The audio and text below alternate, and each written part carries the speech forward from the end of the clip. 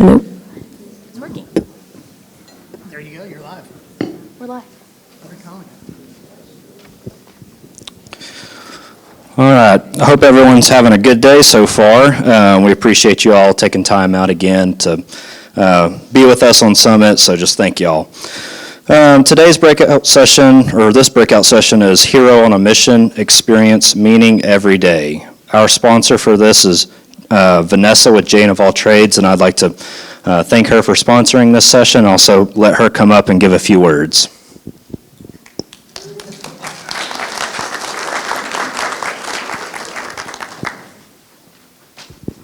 Hello, everyone. Well, my name is Vanessa De La Rosa, and my business is Jane of All Trades. I am a full-time balloon stylist and event decorator, and I specialize in balloon building. A lot of my projects are really, really big. You've probably seen like my big octopus or Tomb of Jesus, bunch of really fun projects. I'm very proud to say that my very small business has had some very, very big jobs, and I occasionally get to contract other artists to work with me. So I love celebrating with my clients and with all the local nonprofits that hire me or that I get to donate my craft and skill set to. And I'm very happy to be here and support just the growth of our other local professionals. So, here you go. Thank you, Vanessa. All right, and I'd like to introduce our breakout session leader today, Eddy Smith. Eddy Smith is the Executive Director of the Abilene Library Consortium and founder of the Tharseo Group. Eddy? Thank you. Hello. This is a very strange room, so I'm going to be turning, from one side to the other. I hope you enjoyed that speaker at lunch. That was super cool. Nothing is impossible. That's what you've been told. Nothing is impossible. I'm here to tell you, I've done nothing. It is possible. I channeled my inner Will Ferrell for that one. Well, we are here to talk about Hero on a Mission, which is really about you understanding your purpose in life. And having, in essence, a plan to sort of walk that out. So in the course of our discussion today, in 1 hour, we're going to help you all define your purpose and then walk it out for the rest of your life.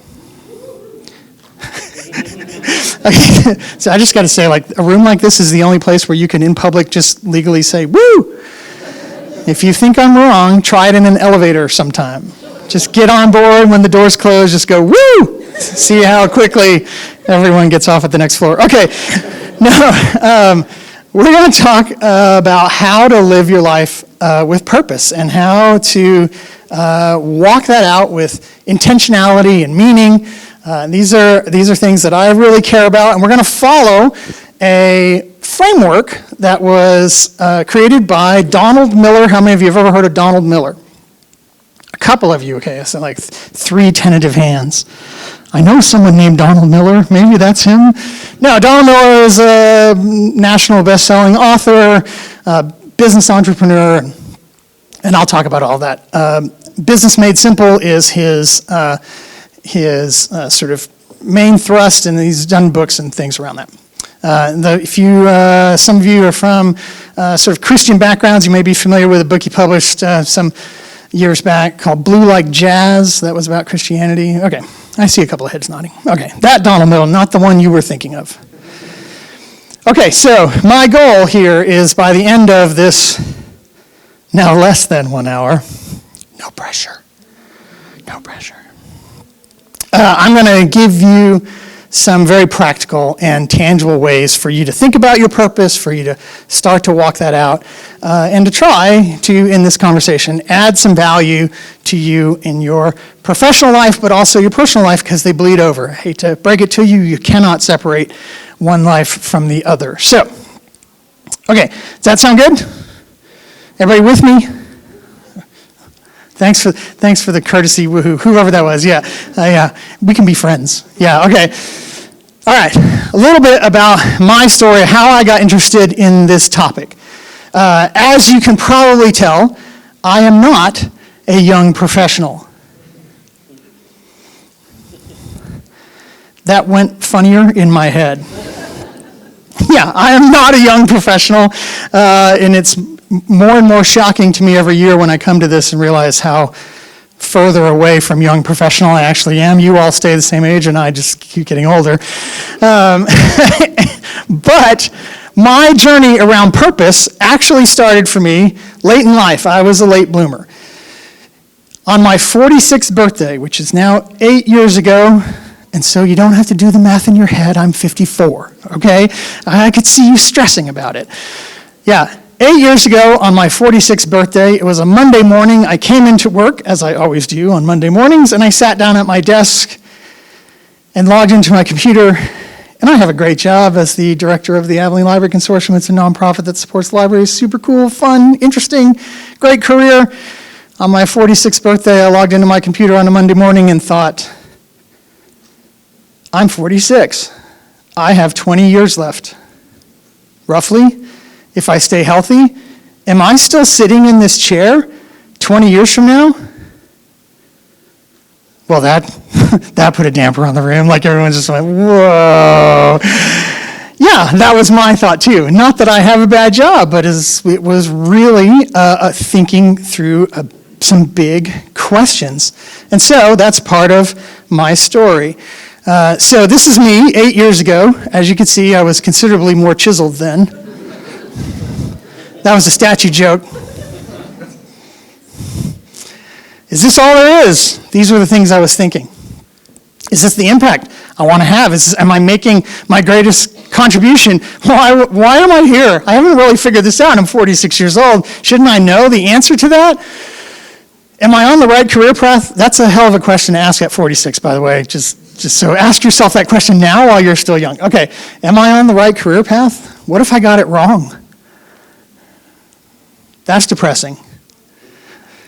Happy birthday to me. Okay. That got me thinking.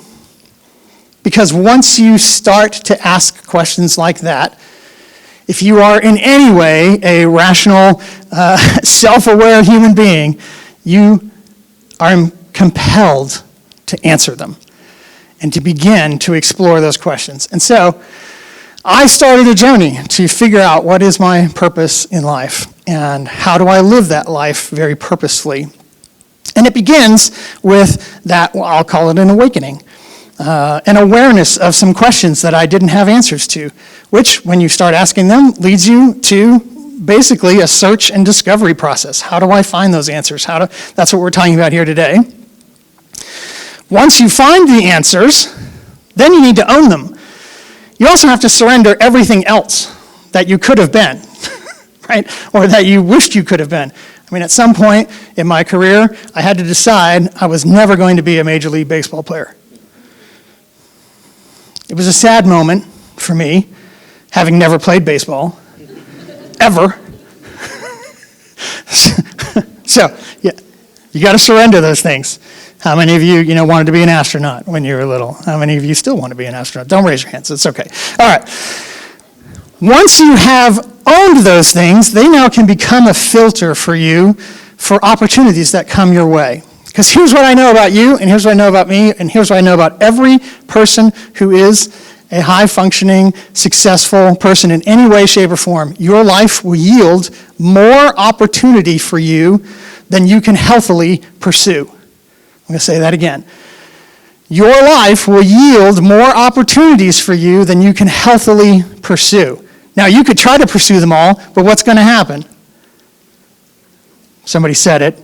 Burnout, right. You can't do that healthily.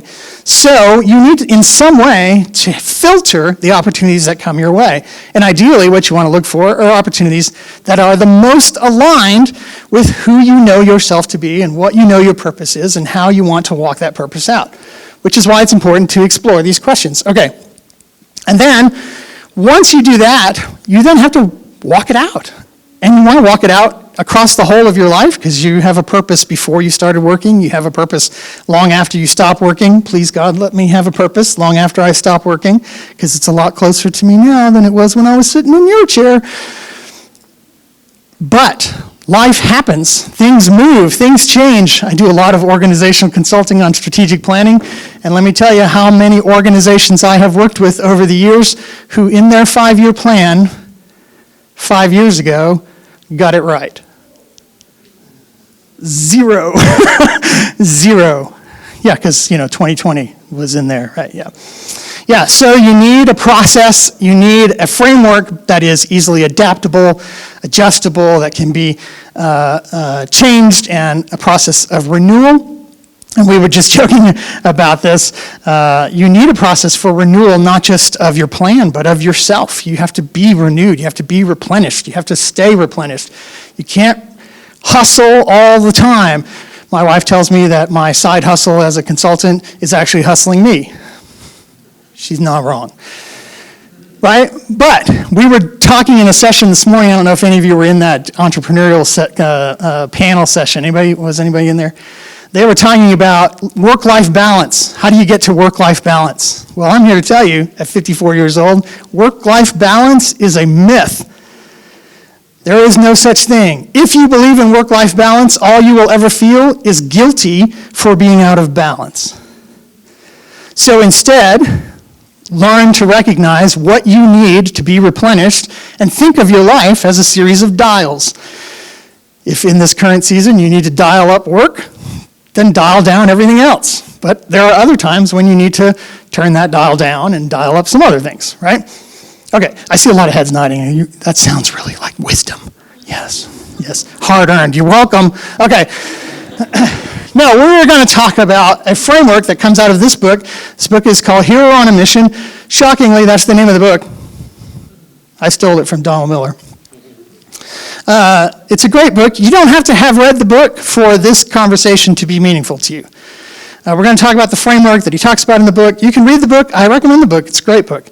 The book will help you understand where in your life you have played the villain in your own story, where in your life you've played the victim in your own story, and where in your life you want to and have played the hero. And ideally, you want to play the hero in your own story. However, you don't have to have read the book to participate today. So, has anyone read the book? Not a single person. That's good, so I can say whatever I want, and no one will know the difference. Sounds like a Donald Miller phrase. Okay. I won't read you that quote, but you get it, right? No one wants to participate in a story that doesn't actually have a plot.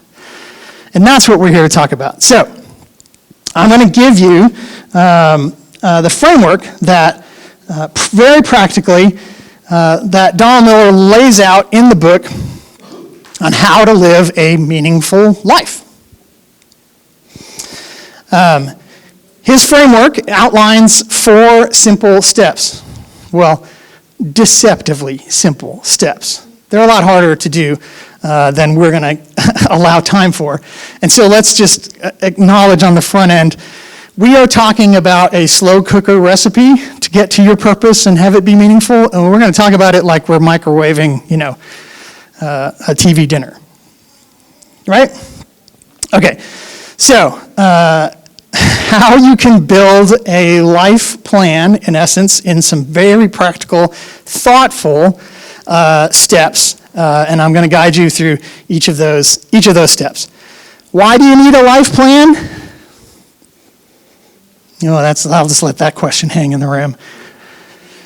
So I was working with a client one time, and we were in a facility, and we were doing his life plan through an extended process, which I'll mention later. But in that process, the walls are covered with, we were on like day through 2 of that process, and the walls are covered with all the charts and things we've written over the last 2 days. And a facilities person comes in the room by accident. He had a work order that had the wrong room number on it, and he was there to change a light bulb or something. And he walks in the room, and he's like, oh, sorry, I must be in the wrong room. And then he looks around, and he goes, what is this? And I said, well, we're doing a life plan. We're basically discovering our purpose and then crafting a strategic plan to walk that out. He goes, I didn't know life was something that you could plan. I thought it just happened to you. So, my little accompanying graphic, this is what it sometimes feels like. This is why you need a life plan. If you're thinking in your head, do I need a life plan? Yes, because this is what your life probably feels like.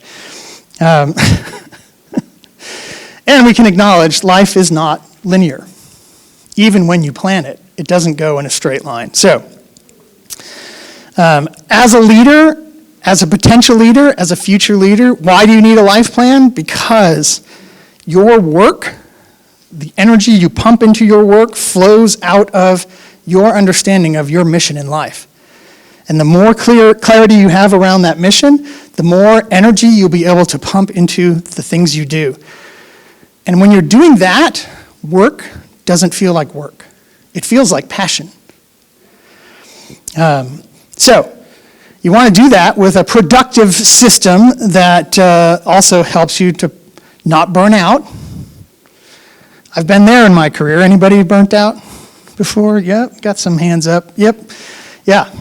Flame out, complete crash, total. I was completely relating this morning. We were talking about mental health. Like, yeah, I've been there. Yeah, total burnout. A life plan actually helps you understand, what do I need to be replenished? How regularly do I need that?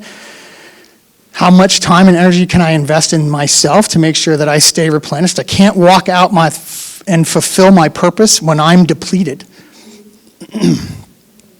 Okay, so the Hero on a Mission framework, this will help you clarify your life mission.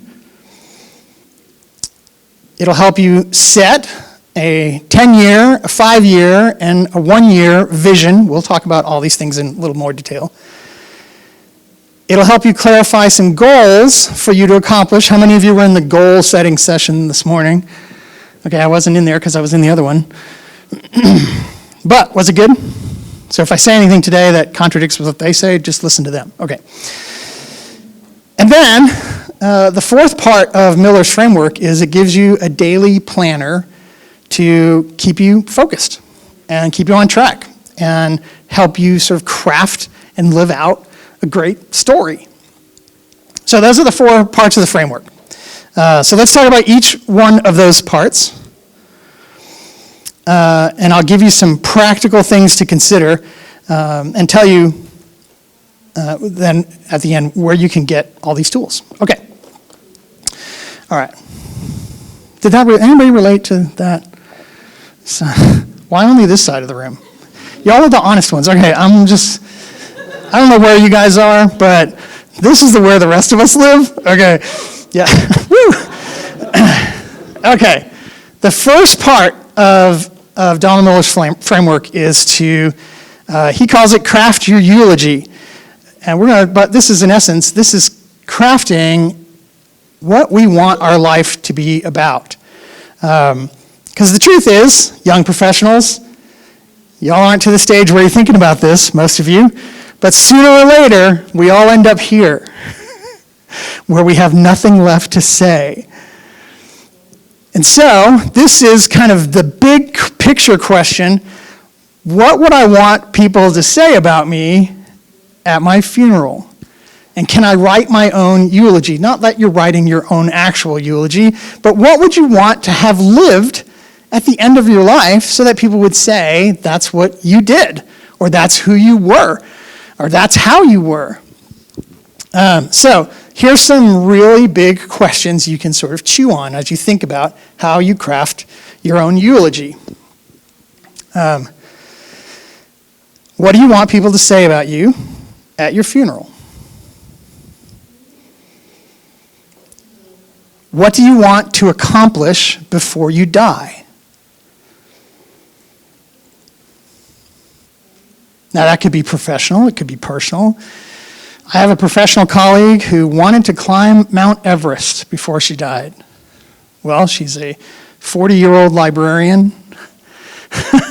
She's probably not going to get up to the top of Mount Everest, but after 2 years of training and planning, she made it to the highest base camp you can get to before you actually ascend the summit this last year.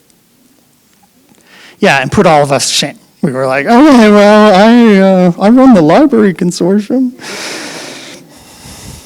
I certainly don't, I do a good job of it, but I don't want at my funeral for people to say, oh, that Eddie Smith, he did a great job running that library consortium. I mean, that's a great professional accolade. I just don't want it said at my funeral. I don't want my whole life to be about that. So what do you want your life to be about? These are questions that are worth exploring. What do you want to accomplish? What do you really want to accomplish? What do you want to accomplish personally? Who do you want to be? How do you want to be remembered? What do you want to create in the world? You can think of that as, what's your magnum opus, Latin phrase, your great accomplishment, your great work. If you could accomplish one great thing, what would it be? Start to think about those things. Because when you do, you can start to shape your life towards those outcomes that you would like to achieve someday. So here's some phrases you could start to sort of fill in the blanks. Something I'd like to create to experience better community is, fill in the blank. Something I'd like to create to unite my family is, Something I'd like to do that will cause me to become healthier is, something I'd like to do to enhance my career is, some way I'd like to develop myself, my skill set, my mind, my humanity, whatever. Fill in the blank. Those are some ways to start to think about your own eulogy. It is curious, like it was freezing in this building this morning, and now that I'm talking, it's like 800 degrees in here. Yeah. Okay. You're on it. Thanks. Yeah, okay. Here's what I'll tell you about writing your own eulogy. Don't overthink it. You're not writing your actual eulogy. Okay, this is just about getting you started. It's just about having a way to sort of think about your life. You don't have to try to embody your entire life in the first draft. It's okay. You can build it in stages, really. You could start small with something that you'd like to do and sort of add on to that. Remember, you're still alive. I know that might be a newsflash for some of you. You are still alive. You can edit, you can change, you can adapt, you can add things. It's okay. A great piece of advice, and this is true across all of life and all of work, 80% out the door is worth more than 100% in the drawer. So don't overthink it. Scope something and start to put that into a eulogy and put that language into your eulogy. Do something, write something, choose something, and begin to build on it. Okay, enough about death. We kind of talked that to, I'm not doing it. I was going there, but yeah. Will Ferrell would have skipped that joke too. Okay, step number 2, we're going to set a vision. If a movie was made about your life after this year, what would it be called? And that is a great way to start to think about what story do you want told about you? What story are you telling in your life, living? Use that future you from your eulogy as a lens, and then what does your life look like 10 years from today? What does your life look like 5 years from today? What does your life look like 1 year from today? It's going to look very differently. But if you want to end up at the end of your life in a particular location, you got to walk that way. And so you got to start to think about what does that look like. That helps you craft a vision. This is one of the most skillful things to do, and if you're ever to be a leader, this is the most effective tool. Can you take an outcome that you envision at the end and look through that at interim stages and begin to see what does my life look like at 1 year, at 5 years, at 10 years from now, if I want to end up in that place. And I'm not talking about just your career, although that's a big part of it, and obviously this is the whole point of today. But I'm talking about your family, your friends, your health, you name it. Can you imagine some things that you would do every day, starting today, that would get you there? Right? Set a vision. Then,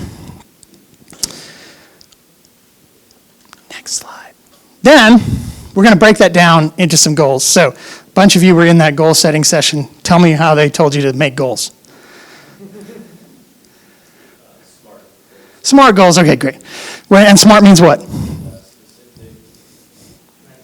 Measurable, attainable, relevant, and time-bound or time-focused. Right. Yeah, okay, great. Yeah, great. Way to pay attention. Yeah. Okay, yeah. So let's break it down. We joked in the entrepreneurial session I was in, how do you eat an elephant? Start with the tail, which isn't the phrase I've ever heard. Yeah, start with the tail. Like, I don't know about that. How do you eat an elephant? One bite at a time. Yeah, okay. Yeah, you eat an elephant one bite at a time. So breaking things down into measurable, achievable, bite-sized pieces is very helpful to accomplish what you want. And if you think about it, I'm going to use a football metaphor, me being the giant sport fan that I am. People in the audience who know me are laughing. I can see you, Emerald. Yeah, I'm not a sports fan at all. But there's a beautiful metaphor in football for breaking goals into attainable, achievable things. How do you win a football game? Somebody played football. How do you win a football game? 1 yard at a time. That's right. And here in Abilene, you get, in the way football is played, you get 4 tries to go 10 yards. And if you get past 10 yards, it's called a what? That's first, well, here in Abilene, it's a first financial first down. Woo, it's like, it's not only a first down, it's a sponsorship opportunity. That's because, that measurement is actually the celebration of we're winning. Right? Here's what I know about football. I don't know a lot about football, never actually played it. But if you keep moving the ball forward, you eventually win. Right? You eventually win. So that's why that's a systematic celebration of we're winning, we're winning, we're winning in bite-sized increments. That's how you eat an elephant. That's how you win a Super Bowl. Yeah. I was a Cooper Cougar. That's how you beat Abilene High. Just saying. Okay. Although I was disappointed to learn that First Financial sponsors both sides. Okay. So, in all that to say, set some interim milestones. Milestones are very, very important. They help you measure the success, help you know that you're moving forward. Ask yourself the question, what's the rationale behind this goal? Whatever it is you want to accomplish, why does it matter to you? Ask yourself what's at stake. What's at stake if I accomplish it? What's at stake if I don't? That helps you stay focused on the importance of the goal, or recognizing that, hey, maybe this is just a frivolous goal, or it's just my own pride or my own ego that wants to accomplish this, and it really isn't particularly meaningful to me. All right, make your goals smart, specific, measurable, achievable, relevant, time-based, right? So if your eulogy says, I want to live to the ripe old age of 147, great. Breaking that down into goals that are specific, okay, well, I'm going to walk 10 miles every day. That's specific, it's not, and it is measurable, it's not exactly achievable or practical, but it is relevant to my eulogy, it's relevant to the vision of what I was wanting to accomplish. So I have to adjust the achievable part. Well, maybe I walk 2 miles every day. Even that, I would say, isn't particularly achievable. Maybe I do 2 miles 3 times a week. Okay, now we have something that's achievable, measurable, specific, and relevant, and I've given it a time frame. Every week I'm going to do this, right? Now I have a SMART goal. Okay.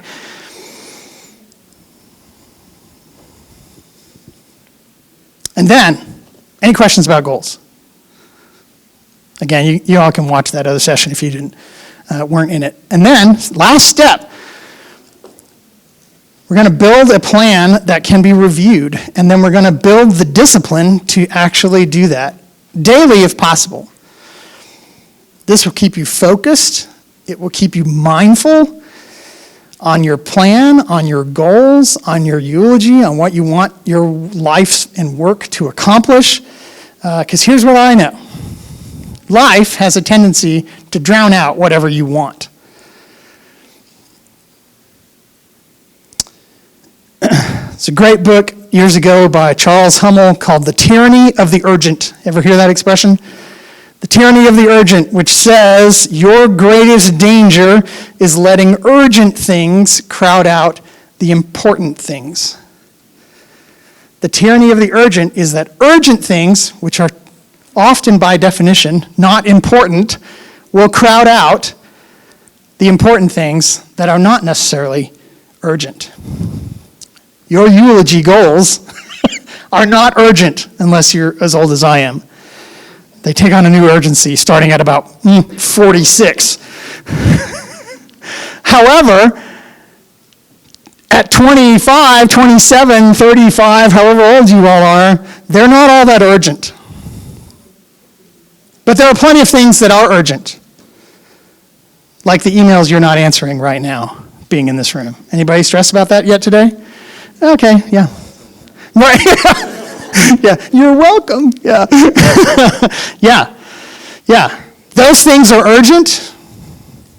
They're not necessarily important. Some of them are, but you have to be able to discern, right? You got to give attention to the things that are urgent and important. Those are the things that are on fire, and you got to deal with that. The things that are urgent and unimportant are what consume most of our day. The things that are not urgent and not important are the things that we want to spend time on when we're so drowned out from everything else that we do all day long. The things that are important and not urgent are the ones that always get sacrificed when time is crushed. And so you have to intentionally make time to do those things. Okay, so to avoid the tyranny of the urgent, every day you're going to look through your eulogy, you're going to look through your goals, you're going to revisit your vision for your 10, 5, 1 year, make adjustments as necessary. And then each day you're going to specify, what are my top 3 primary tasks today? I'm a firm believer in the rule of 3. How many of you have ever heard of the rule of 3? Right? That says, statistically and according to psychological research, that our brains work best in sets of 3s. As soon as you add a 4th priority, you might as well add 40. Because cognitively, we've just muddled them all. So stick with 3. What are the top 3 things I must do today that are both urgent and important? Sometimes you have to work the urgent ones in there because, they're on fire. But what is the most important? Famous football coach from Notre Dame, Lou Holtz, coined the phrase, it's a win. What's important now?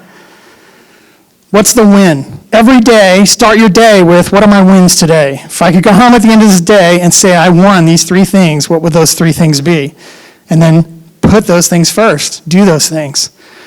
Do the important ones first. There are always some secondary things, some stretch goals, whatever, add those in later. And I'll show you a template here in a second that helps you do all that. Here's a great way to think about your life every day. Donald Miller calls it this way, phrases it this way, if you could live this day over again, what would you do differently? But ask yourself that question at the start of the day. So that's a concept he borrowed from Viktor Frankl. How many of you have ever heard of Viktor Frankl?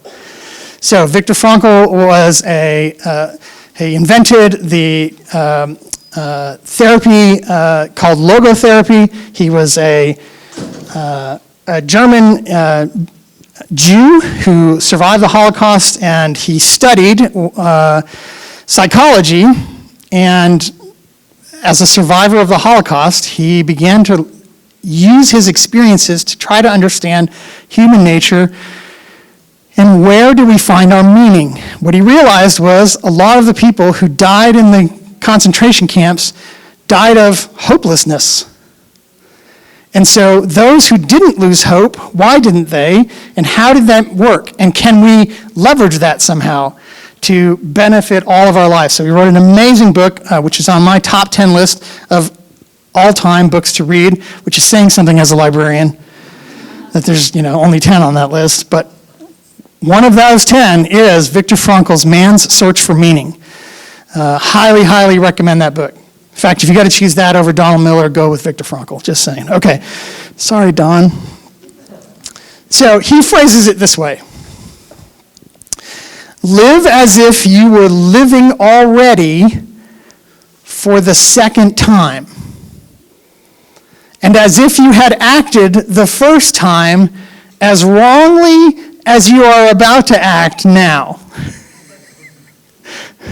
Yeah, there's a lot going on in that sentence, but if you think about it, it's like, can I, rather than have regrets afterwards, can I put those regrets as a potential and avoid them? Right? So if in any given situation, here's another way to think of it. If in any given situation you think, that choice would be stupid, don't do it. Or if you're like my oldest brother, if you're going to be dumb, you got to be tough. I'll tell him that didn't land well. He also says things like, if I'd known I was going to live this long, I would have taken better care of myself. So that's like wisdom from my oldest brother. Okay. Yeah, live as if you were living already for the second time today. But do that at the start of the day. How would you want today to go? But think about that at the end of, and you normally would think of that at the end of the day, like what would I have done differently? Do that at the beginning of the day and think about how can I walk myself into a day's end that makes me feel proud of who I am and what I've done and where I am and how I'm living out my purpose and so forth. Okay. Questions about that? Okay. There are templates to make all of this easy, including the daily planner. Sorry, that was my friend Spam calling. Mr. Risk, for some of you. You may not be on first name basis with Spam. A daily planner that helps you review these things, capture these things. You can get the template for free from Donald Miller at heroonamission.com. That is the website there if you want to QR code that.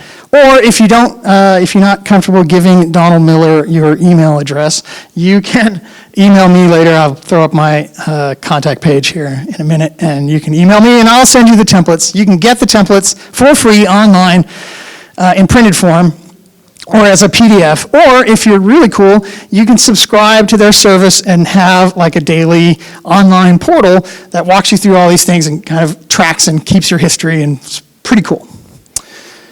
Very simple, very easy. Now, for some of you, you may think, I'm way past this. This is way too simple. I need a much more complex solution. Yes, okay. We are talking about the TV dinner of life planning, right? For sometimes you want to eat a frozen pizza, but sometimes you need the 3 Michelin stars, right? So we'll talk about that in a second. But you can get the templates, heroonamission.com. Okay. For those of you that might need extra help, I want to offer, I am a certified Business Made Simple coach. I do know Donald Miller. Well, he doesn't know me, but it's kind of like Spam. We're on a first name basis, but it's only one way. So if you feel like, hey, I could probably do this on my own, but I would be much more comfortable doing this with some help to probe and ask questions and help me craft language, I am here to offer you an opportunity to do that with Hero on a Mission with a guide, if you want to. Again, it's using the same frameworks, so you can do this for yourself for free, or you can do it with me, and if you mention that you were in this session, I'll give you a big discount. Okay. Another tool that you might consider, how many of you have done Strengths Finders, Enneagram? If you've done Enneagram, you're probably in this session because you didn't want to go to the Enneagram session. You already know that, right? Okay, all those Myers-Briggs, any of those personality tests, those are all great. They all inform. They don't necessarily transform.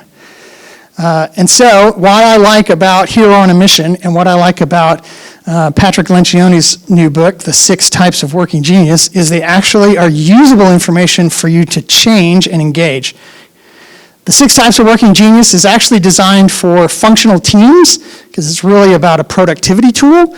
It's about understanding how each other's geniuses, where each other's geniuses are and where each other's frustrations are and how to best leverage those to accomplish what work you need to accomplish. And so I am a certified working genius facilitator. So if you have a team or you are on a team and that sounds like something cool that you would like to do, it's an easy assessment, takes about 10 minutes. It's not like the Myers-Briggs and the Strength Finders, which take 45 minutes, and then you don't remember who you are when you're done, right? It's simple, it's easy, it's immediately practical and applicable.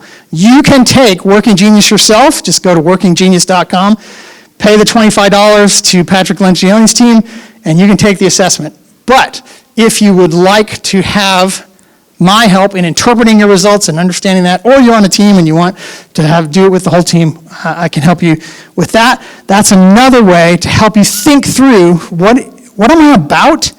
How do I best live for my greatest impact? How do I apply that every day so that I'm moving in the right direction? Or let's not use the word right and wrong about our purpose. Let's just talk about I'm moving closer to my purpose or I'm moving away from my purpose. That's maybe a better way to describe it. And then if you really want the 3 Michelin star plate, I am a guide for another process called the Life Plan. This is the process I use. This is the process of discovery that I went through when I was asking those big picture questions. Why am I here? Am I still sitting at this desk 20 years from now? The Patterson process is a 2-day intensive with a guide, and we crawl into your whole world, and it's across the whole of your life, every domain of your life, not just at work, not just in your career, your family, your community, even just your internal self, your own sort of physical, emotional, intellectual, even spiritual components. So if you're sitting there thinking, this is all well and good, but Donald Miller's template is super simple, Life Plan for you. Okay. I will tell you, it is possible, even at 46, to discover your unique purpose, to understand that with the most clarity you've ever had in your life, and actually construct steps to begin to walk that out. Okay. That's my contact information. If you don't want to give Donald Miller your email address to get the free downloads, I will send them to you via email, or you can go to hirecoach.com/Eddy Smith. That's EDDY Smith, SMITH. Probably didn't have to spell that part. And I will send them to you if that is of interest to you. Okay. We have about 15 minutes for questions, discussion about purpose. Go. Your stunned silence is very reassuring. What brought you to want to be a life coach? So, first off, life plans are not life coaching. That's different. Life coaching is, I know what I want to be and I know what I want to do, and I just need somebody to kind of like, rah, go get it, right? Coaching in general is about using proven techniques to accomplish an end, right? Anybody ever been coached? Yeah, right? You trust your coach to give you, knows how to achieve what it is you're trying to achieve, and that's about using proven techniques to help get you there. Life planning is about discovery. I don't know what your life purpose is.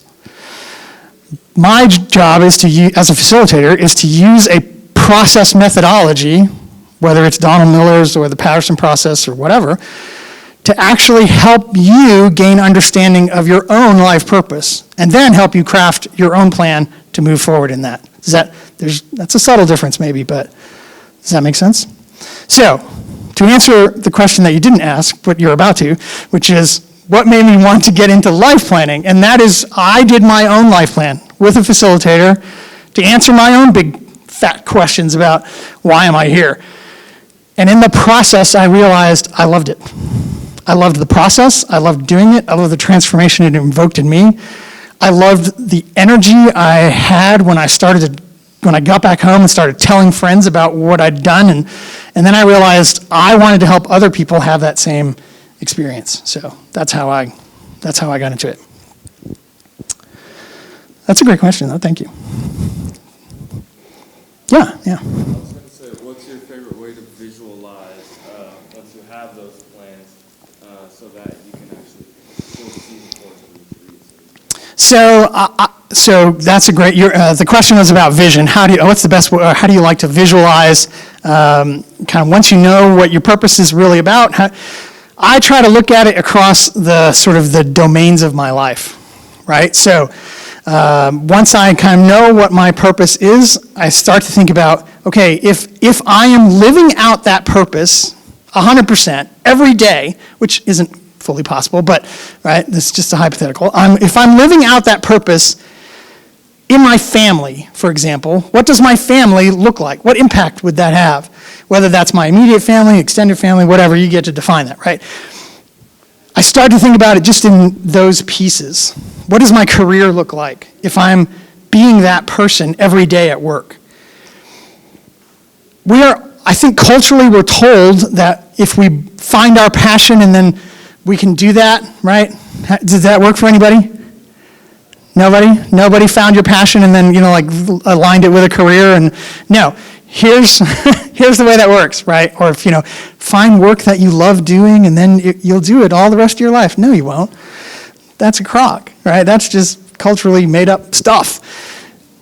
What I would tell you is understand your purpose and then bring that purpose to bear on whatever work you're doing. And it doesn't matter whether you're an accountant or you're sweeping the floor or you're putting men on the moon. It doesn't matter. If you're bringing your purpose to bear and you can be the person that you know yourself with clarity to be in whatever role you're in, then it's not going to feel like work. And so that's how I sort of take the vision. That's how I craft a vision. I kind of break it into pieces. What does my family look like if I'm being this person in the whole of my family? If I'm being this person among my friends, in my community? If I'm being this person in my church community, in my civic community, in the office, in my career? What does it look like across my profession if I'm being this person? In my professional associations and things I'm engaged with. I even ask that question, what does it look like to be this person in myself? What is my mental life like? What is my emotional life like? What is my intellectual life like? And start to envision, if I am walking out that person every day, what do I look like? That's how I do it. I don't know if that's the right way. That's my way. So if that helps you, great. Go for it. Are there other ways? How would you do it? Me personally, I really like that approach. The idealist in my mind is like, I just want to see it all mapped out, right in front of me on that whiteboard. But that's not always realistic. So this is why in the Patterson process we call ourselves guides, because what we all want, what we all crave as human beings, is we want a map. The reality is there are no maps, but you don't need a map if you have a good guide. Right? And so, again, I don't know where we'll end up, but walking there together is part of the process and helping ask the right questions at the right time, which kind of unlocks you. And those are all things we're trained to look for. When are you about to have a breakthrough aha moment? Sense when you're sneaking up on it and then just slow the process down and let you sort of discover it. It is a discovery process. And Donald Miller's process is a discovery process too. It's just condensed down into a simple framework that it's a great place to begin. And if you have nothing, it's a great place to sort of stay for a while. It's a good question. All right, where's my honest people over here? I need some questions from you guys. Yeah. There.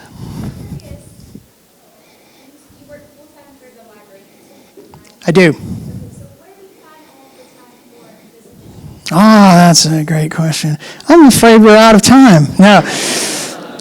So, yes.